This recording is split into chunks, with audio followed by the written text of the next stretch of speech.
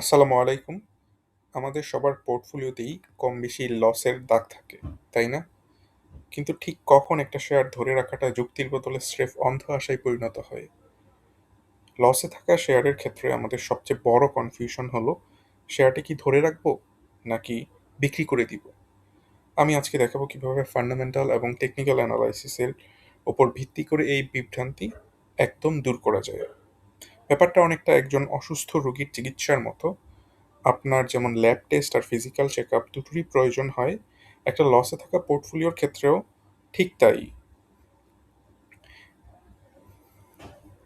এখানে আপনারা একজন রিয়েল ক্লায়েন্টের পোর্টফোলিও দেখতে পাচ্ছেন। এখানে প্রায় ৩৩টার মতো শেয়ার আছে। এই পুরা টোটাল পোর্টফোলিওটা আমি টেকনিক্যাল এবং ফান্ডামেন্টাল অ্যানালাইসিসের উপর বেস করে একটা পার্সোনালাইজড গাইডলাইন তৈরি করেছে এই পোর্টফোলিওর উপরে, যেটার উপর বেস করে উনি কিভাবে কোন শেয়ারটা কোথায় বিক্রি করতে হবে, কোথায় হচ্ছে লাভ নিতে হবে বা কোথায় অ্যাভারেজ করতে হবে, সেই জিনিস টোটাল গাইডলাইনটা এখানে খুব সুন্দরভাবে দেওয়া আছে। এবং এটা করার পরে আমি ওনার সাথে গুগল মিটের মাধ্যমে ভিডিও কনফারেন্সিংয়ের মাধ্যমে চেক করে সব জিনিসগুলো খুব সুন্দরভাবে ইন ডিটেইল বুঝিয়ে দিয়েছি। সো এখন আপনি বলতেই পারেন যে লস অ্যাভারেজ করা মানে কি আসলে খারাপ? শেয়ারে টাকা নষ্ট করা? নাকি লোকসান পুনরুদ্ধারের একটা স্মার্ট কৌশল? এই রোডম্যাপ আপনার সেই কনফিউশনটা একেবারেই ক্লিয়ার করে দিবে এখানে।